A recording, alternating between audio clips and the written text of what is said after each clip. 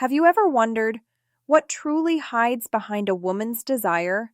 Not the gentle, poetic version you read in novels, but the silent, chaotic hunger that hides behind her eyes, the one even she pretends not to understand. Sigmund Freud once called desire the royal road to the unconscious, but what he didn't say, what he couldn't say, was that this road led somewhere darker than any dream. A place where morality fades and instinct becomes the only language. In Vienna, at the turn of the 20th century, Freud began observing his female patients, women who came to him trembling, restless, suffering from symptoms that no doctor could explain. They spoke of loneliness, hysteria, emotional collapse. But underneath those polite confessions was something else, something he felt but could never name. He called it repression, a force that buried desire deep beneath layers of shame and duty.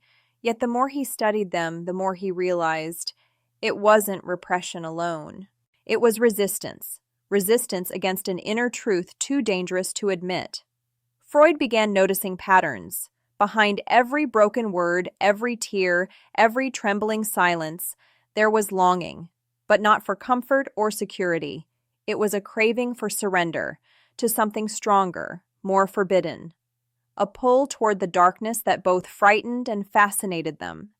He wrote once, privately, "A woman's desire is not gentle. It is a storm disguised as grace." He never published that note, because to admit that would destroy everything. Society had built an entire illusion around the idea of feminine innocence, that women desired affection, not power, protection, not dominance. But what Freud found in the depth of the unconscious was the opposite. Desire was not weakness, it was power itself, and this truth terrified the men who ruled the world. He would sit across from a patient, a woman trembling, confessing her dreams, and he would listen. Dreams of strangers, of shadows, of forbidden touch. When she spoke, he saw her eyes light up with shame and excitement all at once. It wasn't the man she wanted. It was the feeling of being wanted, the intoxication of being seen in her rawest form, without masks, without civility. Freud realized that feminine desire wasn't about the object. It was about the mirror. The man was merely a reflection through which her buried chaos could safely emerge. Desire, for her, was a way to remember her wildness, to escape the prison of being a good woman. But when Freud tried to explain this, that women were not passive beings but carriers of immense, untamed energy, he was ridiculed. His peers called it madness. His mentors warned him, "Do not publish this. You'll destroy your reputation." And for a while, he obeyed, because even Freud feared what he saw. He had unlocked something that men were not ready to hear, that women's desire could be darker, more primal, and more dominant than their own. It wasn't submission they sought. It was the freedom to surrender voluntarily on their own terms. And that subtle difference made all the difference. Late at night, in his notes, he began to call it eros beyond morality. He saw desire not as a sin, but as a sacred rebellion, the unconscious revolt of nature against the chains of culture. To desire, he wrote, is to remember who you were before the world told you who to be. But then came the silence. The church hated him. The medical establishment called him corrupt. Even his students grew distant. They wanted Freud the scientist, not Freud the heretic. And so he buried his most controversial observations deep within coded letters and private journals. He spoke vaguely about dreams, about Oedipus, about repression, but he never again dared to fully describe what he had witnessed in those sessions, because what he discovered wasn't a theory, it was a mirror, and when men looked into it, they saw their own fear, that women were not innocent creatures waiting to be desired. They were desire itself. One afternoon, after a particularly strange session with a young woman, Freud wrote something that would never see print. He said, "In every woman's dream there lies a god and a beast, and she loves both because they remind her she is alive. That line was crossed out with ink, but later found in his drafts. It was too revealing, too honest, because that was the truth he had been forced to keep silent. That desire in its purest form, female desire, is not moral or rational. It is chaotic, transformative, and ancient. It seeks not comfort, but awakening, not safety, but meaning. It pulls men into her world not to destroy them, but to make them face what they fear most, their own vulnerability. And that's what frightened Freud more than anything. Not the women, but the mirror they held up to every man. He realized that understanding female desire meant understanding the part of ourselves we keep locked away, the wild, irrational part that society calls shameful. He had uncovered a truth that civilization was built to deny. So he closed his notebook, and the world continued believing that men desire and women respond. But Freud knew better. He knew that beneath every smile, every silence, every polite word, the real story of desire was still being written, not in theories, but in the hidden corners of the mind. And it whispered even in the quiet, what if the one thing women hide is that they were never innocent at all? Freud's discovery did not end with theory. It began with an experiment, one that he would never speak of publicly and one that would haunt him until his final days. It started with a woman named Anna O., one of Freud's earliest patients. She was not insane, but she was restless, plagued by dreams, paralysis, and sudden waves of emotion she could not explain. Doctors called it hysteria. Freud called it the voice of something buried. He listened to her speak, hour after hour, about her fantasies, her fears, her hunger for something she didn't understand, and as she spoke, something strange began to happen. Her body trembled, her breath quickened, and in her words, Freud heard not illness, but longing. She desired something beyond pleasure, a release from the polite mask of the world, a liberation from the expectation of being good. Freud called this the talking cure, but deep inside, he knew it was something far more dangerous, a ritual of exposure, where desire escaped the cage of repression and showed its true face. As Anna's sessions continued, Freud noticed a pattern. When she spoke about desire, her symptoms lessened. When she tried to suppress it, they returned. It was as if her body was keeping score, punishing her for denying her truth. That realization changed everything. Freud began to wonder if all repression was the root of human suffering, if every polite mask we wear is merely a slow form of decay. But this idea, that unspoken desire fuels illness, was too radical for his time. To even suggest it meant to question the morality of society itself. And so Freud began experimenting, quietly. He studied the dreams of women, their slips of the tongue, their confessions written in trembling hands. He wanted to see what happened when repression was lifted, when desire was allowed to speak without shame. One night, Freud wrote in his diary, "Desire is the most intelligent force in the human soul. It knows what the mind denies." He started to view hysteria not as madness, but as the body's rebellion against silence, and this frightened him, because if it were true, then the entire structure of civilization was built upon suppression, not order. Then came the moment that changed him forever. One of his female patients, we'll call her Elise, began to express deep attraction toward him during their sessions. Freud, the scientist, told himself it was a transference, a projection of the unconscious onto the analyst. But the energy in the room was undeniable. When she spoke, her tone changed. When he looked at her, the air felt charged, like electricity moving beneath words. He realized that he had crossed an invisible boundary, not physically, but psychologically. He had entered the forbidden space of desire itself. To observe it meant to awaken it, and to awaken it meant to risk losing control. Freud would later write, "He who studies desire must first be devoured by it." And he was. Elise began describing dreams where she surrendered to shadowy figures, half divine, half monstrous. She said they made her feel alive, terrified, and free all at once. Freud listened, writing notes feverishly until he began to see the same dreams in his own sleep. The boundaries between doctor and patient began to dissolve. He was not the observer anymore. He was the participant. That was when he stopped the sessions. Abruptly, he told Elise she was cured, though he knew she wasn't. In truth, it was he who feared what might come next. Because Freud understood something chilling. Desire was contagious. It spread through words, through silence, through the smallest glance. And once awakened, it refused to go back into the dark. After that experience, Freud began to rewrite his theories. He shifted from the language of love to the language of instinct. He called it the id, the part of us that never learned morality, that speaks only in hunger. And though he gave it a scientific name, he knew what it really was. It was the beast in the heart of every human being, male and female alike. But in women, he saw it more clearly, because society forced them to pretend it wasn't there, and what is repressed grows stronger. Freud once wrote privately to a friend, "The more a woman denies her desire, the more it defines her." Those words were never published.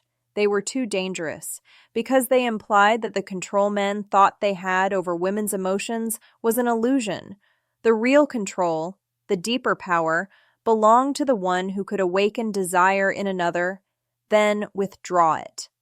This was the secret Freud tried to bury, that the unconscious feminine is not passive, but sovereign, that beneath her gentleness lies a current of desire that does not submit, it chooses.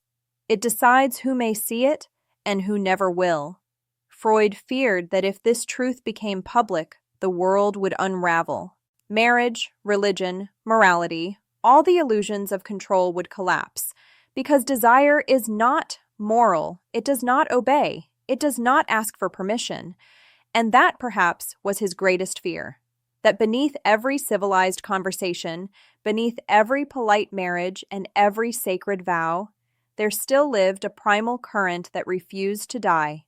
A current that whispered in the silence between men and women, "You cannot control what was never yours to begin with." When Freud died, his daughter Anna burned several boxes of his private letters, at his own request. No one knows exactly what they contained, but one letter survived, hidden in an archive. It ended with just one line: "The secret of female desire is not what women want, but what they are willing to surrender for what they crave." And with that, the experiment was erased. But the question remains, what if Freud wasn't suppressing madness, but protecting us from a truth too powerful to live with?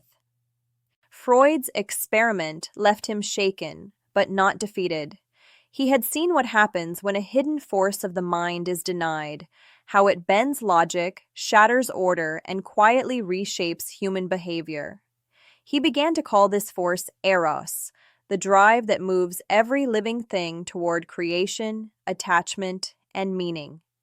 What disturbed him wasn't desire itself, but its defiance. Civilization needed rules, yet Eros refused to obey them. The more culture tried to silence instinct, the louder the instinct spoke through dreams, art, and conflict. Freud realized that repression was never perfect. It always leaked through the cracks. He watched society grow polite on the surface and restless underneath. Wars, obsessions, addictions, each was a symptom of the same inner tension, human beings trying to live without acknowledging what they really want. He began to see repression not as moral strength, but as psychological pressure building inside a closed vessel. So long as Eros remained chained, the mind would find darker ways to express it. Freud's critics mocked him for turning everything into psychology, but he wasn't searching for scandal. He was warning humanity. He wrote, "If civilization demands too much repression, it will pay with neurosis." And he was right. He saw that when passion is buried, it does not die. It transforms into control, envy, and cruelty. The same energy that could create love or beauty could, when denied, destroy both. To Freud, the unconscious was not evil. It was simply honest. It said what society wouldn't. And deep within that honesty, he saw the origin of both tenderness and aggression, the twin faces of Eros. His students wanted clear theories. Freud gave them parables. He told them, "The mind is like a city built upon ruins. You walk its streets unaware of the ancient foundations beneath your feet.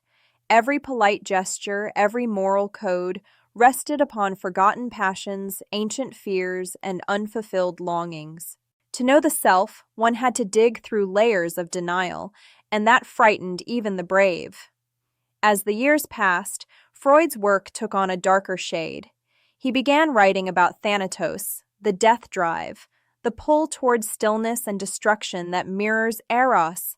He saw the two as eternal partners, creation and collapse, love and loss.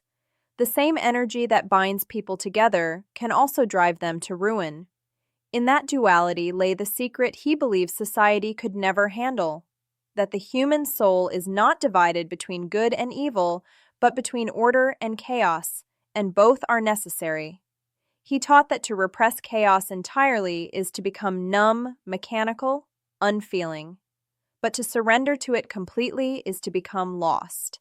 Wisdom lives in the balance, the awareness of our shadow without letting it rule. That was the heart of Freud's message, stripped of scandal and secrecy. The unconscious isn't a prison to escape, but a landscape to understand. When his students asked how to live with such knowledge, Freud gave a quiet answer. "We make peace with our monsters by allowing them to speak." He didn't mean indulgence, he meant acknowledgement. To face desire, any desire, honestly, without shame or glorification, was the path to maturity. But society wasn't ready for that. It preferred illusion over insight, and so the rebellion of Eros continued in silence, in literature, in music, in the restless yearning that fuels every generation. Even today, the world still struggles with the same tension Freud saw a century ago between the masks we wear and the forces we hide.